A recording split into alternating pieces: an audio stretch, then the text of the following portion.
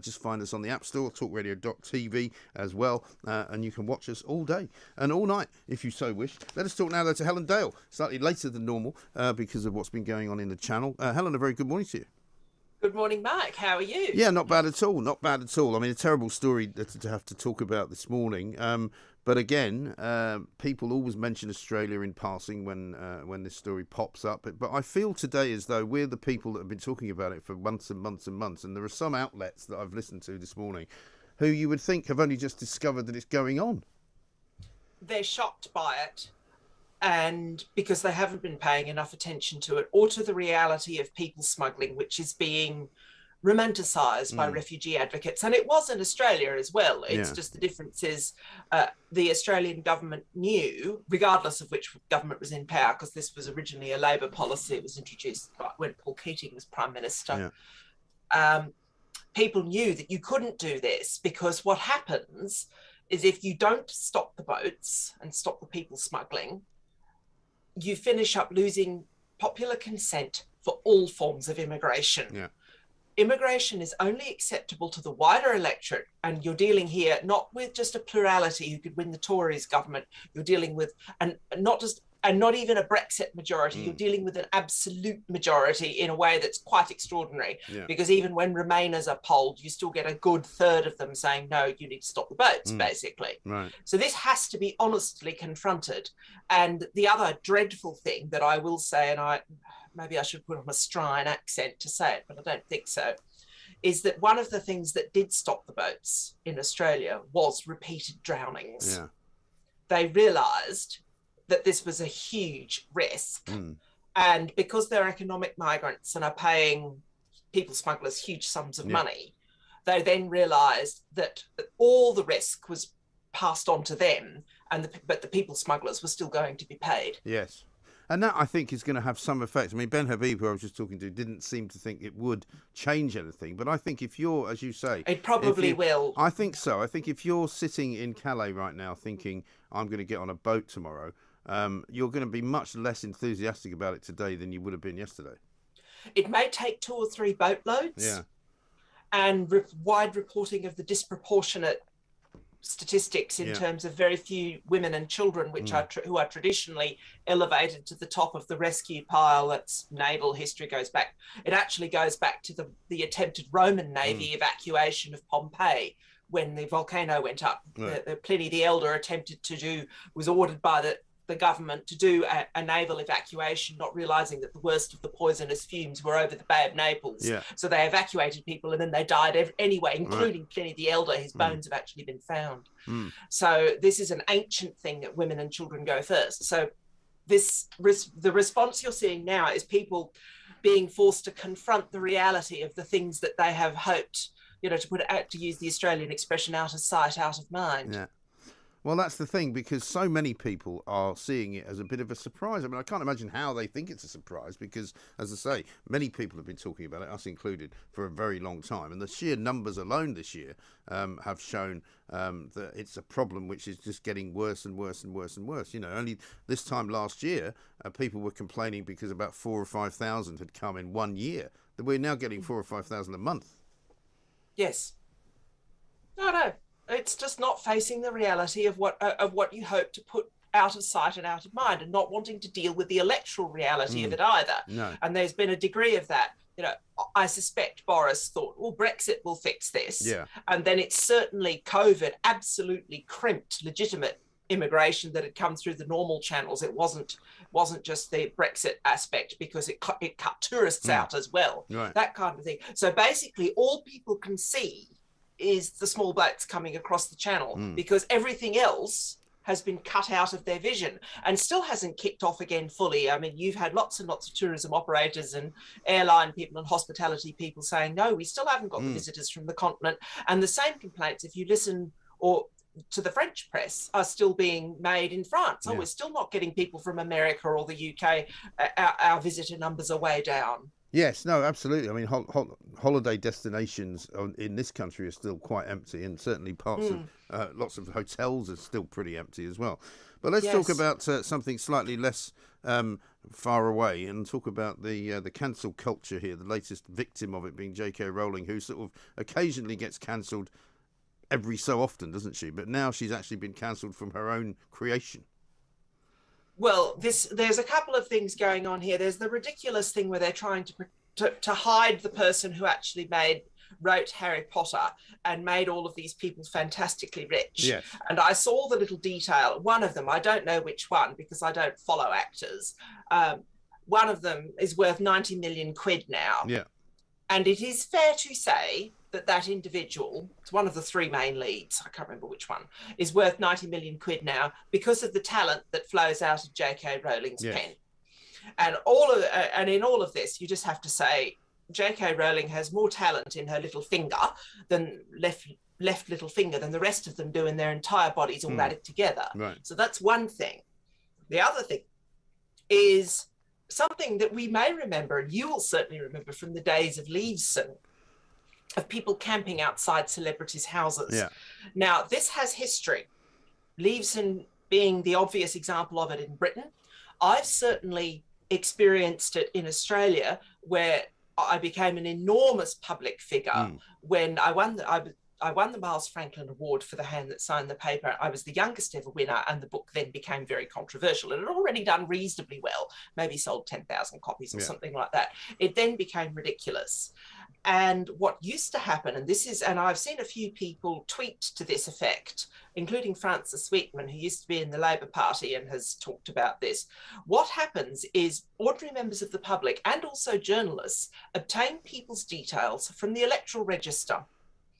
Now, one of the things that my controversy led to in Australia was the development of the concept of the silent elector, which is where you could take your details off what in Australia is called the electoral roll and what over here is called the open register.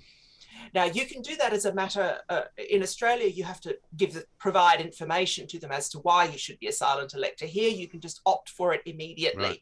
And I strongly recommend, I'm going to wear my lawyer hat here, that you contact your local authority and ensure that you are not on the open register, because it means, or the edited register, it's called in Northern Ireland. You need to get off of this because it's how people find out where you live. It is how traditionally celebs, they found out, because this option didn't used to be available. It's a relatively new innovation in both Australia and the UK. Now, I remember when the kind of people who were criticising and hanging around outside her Edinburgh address with J.K. Rowling, I can remember when these were the kind of people who was also saying, oh, who cares that people know where Hugh Grant lives?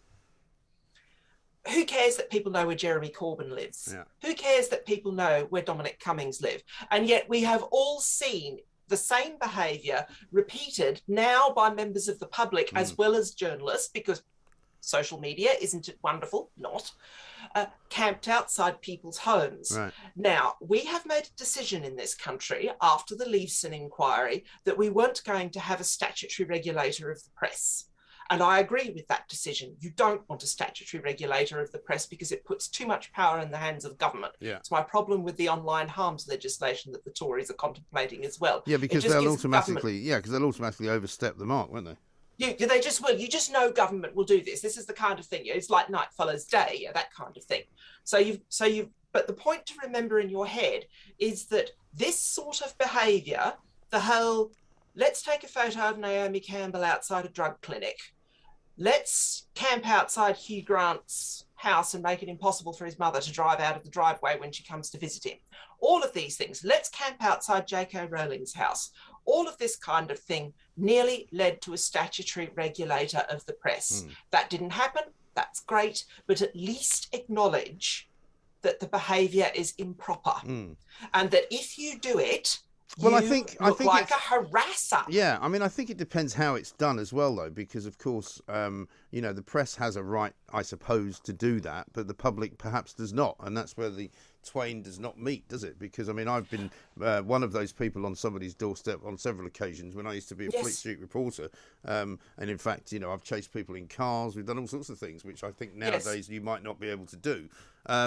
But equally, you get to the point where you're trying to get a story, you're trying to get a comment, you're trying to get a picture, and if you are somebody who's in the public domain, you shouldn't, I don't think, have any more rights to privacy than anybody else. The issue we've got now is we've decided that a free press is a paramount value. It's not just a value, it's a paramount value. And that's fine. That's a legitimate decision and one that I endorse. But just because something is a paramount value doesn't mean it's always good. You know, it's the classic case of just because you can do something doesn't mean you should. No, that's true. And also, journalists, by and large, don't absolutely have the, shall we say, the tradition or even the responsibility to be nice to people. No. And then you've got the additional bolted-on problem of people claiming, well, I'm a citizen journalist or I'm an activist journalist. And the ones who got outside Rowling's house were trans activists, but they're also actors and sort of, and the thing is, they may have only had bit parts, you know, holding a lollipop sign in a soap or something like that. But the point is, they aspire to be public figures. Yeah. And then we run into another problem, and this is where you get the conflict with journalism, is once you become wealthy and a public figure, and I had this happen to me in Australia when my first novel became a bestseller, there is this incredible temptation, and I felt this temptation, of attempting to control the way you are portrayed. Now, to her very great credit, Rowling hasn't done that. But it is very clear that many of the trans activists and many of their so-called allies, the trans allies, have this trait that part of the affirmation process, you know, when they scream and shout trans women are women and so on and so forth, is the desire to control the way they are viewed by other people. You know, so effectively it's getting inside Mike Graham's skull or Helen Dale's skull or J.K. Rowling's skull and saying, you have to speak about us in this way. Now, this is where my free speech absolutist is going to really come out. That is not a demand you can make. In the United States, it's referred to as compelled speech in First Amendment cases. But even over here, there's been litigation and courts have said, no, you can't compel people to say nice things about you, or even to say things about you that they may not consider nice, but that are in accordance with your perception of yourself. You can't demand the press do that either, which gets back to the conflict point. And you're talking about journalists trying to get a story, often legitimately, because that's their role. That's the point of the press. So you've got this extraordinary situation where a group of people, because they exercise very severe control in their own little bubbles about how they are portrayed and referred to and the use of pronouns and so on and so forth, then when they step outside and other people won't do that for them, they do everything in their power to control the way they are portrayed. And you can't do that. It's not possible to have either journalism, but it's also not possible to have what J.K. Rowling and I do when we're not commenting on public matters. It's not possible to be a writer of fiction. You can't do it. Exactly right. Stay with us, if you would, Helen. We're going to talk a bit more about toxic masculinity coming up shortly. Helen Dale may have something to say about that. We've got plenty to say about it here, of course. Benedict Cumberbatch thinks we should all shut up and listen, which is not very good news if you do a radio show, to be honest. This is Talk Radio. Online, on DAB, and on the Talk Radio app. Talk Radio.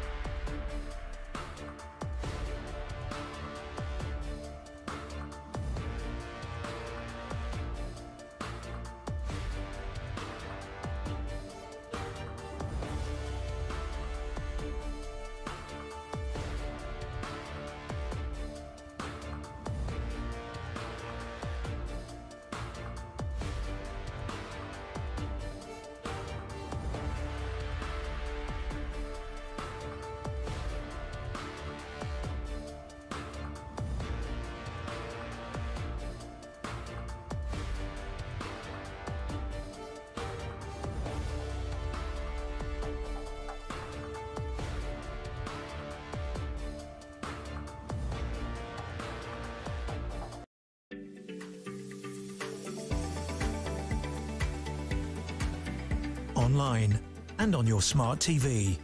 Talk Radio TV weather. I'm Anila Dami with your weather on Talk Radio TV. Waking up to a cold day emphasised by brisk winds. There'll be plenty of sunny weather inland, but areas in the north will see a mix of blustery showers and sunny spells. Now looking across the UK today, it'll be bright but chilly. There'll be a few showers around the coasts in the north and west, but for most a dry start.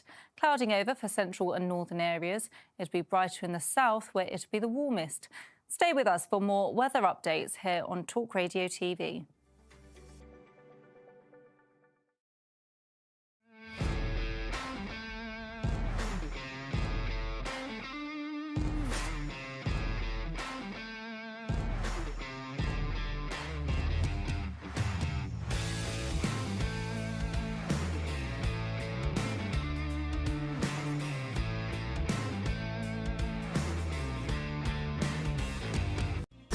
This is Talk Radio. Across the UK, online, on DAB+, and on the Talk Radio app.